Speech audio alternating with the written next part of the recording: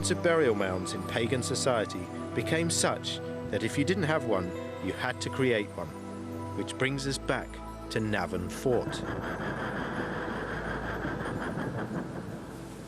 Richard, we just crossed the main ditch into the interior of the monument, and we're rising up into a very large enclosed area, about 12 or 14 acres, and the whole site's dominated by this big grassy mound on the very top, the main earthwork. There's a huge investment of work. Navan Fort is one of the last great pagan monuments of Western Europe.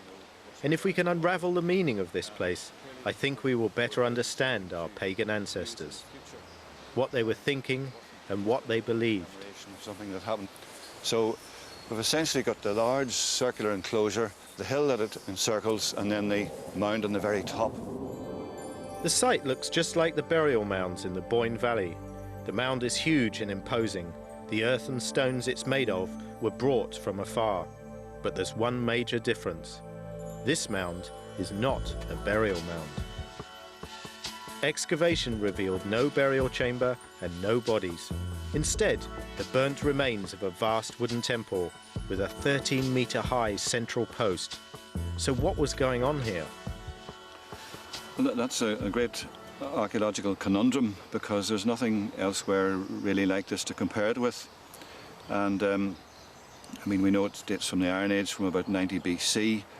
It required a tremendous effort to have it made.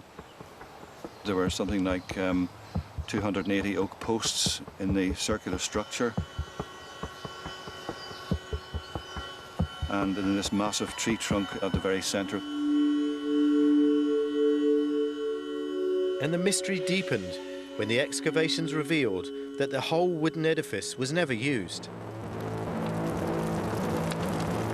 All the evidence pointed to the fact that it had been burned almost as soon as it had been built.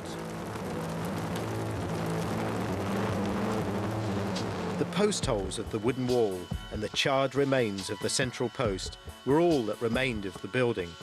The post has been carbon dated to 90 BC. But it is through fiction that we can begin to solve the riddle of Navan Fort. This was an heroic society of kings and palaces, palaces which the myths describe as being large wooden circular structures where the warriors went to train for the next battle. At the center of this society stood a sacred tree, a protective tree, a tree at which the kings of Ulster were crowned. These warriors were born from this sacred tree and took their name from it, the Red Branch. It is quite remarkable that when we excavate these sites, that we find that their heyday of use and construction was at the very date that the tales say all these other things had been happening in them. Archaeology and myth come together to illuminate our pagan past. Navan Fort was the center of a thriving and powerful dynasty of kings. The wooden edifice built here echoes descriptions of the palaces of those kings.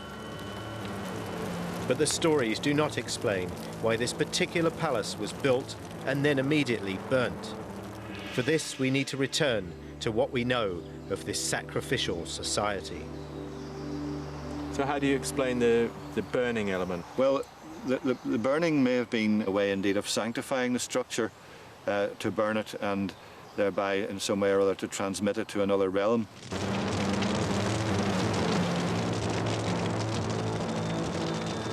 The builders of Navan Fort had created their own sacred mound, an ancestral home for the kings of Ulster.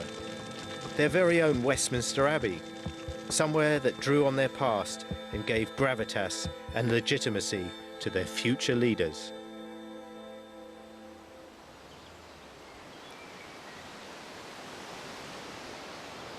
So what's all this got to do with us? Well, in some ways, Navan marks the beginning of the end of the old pagan ways.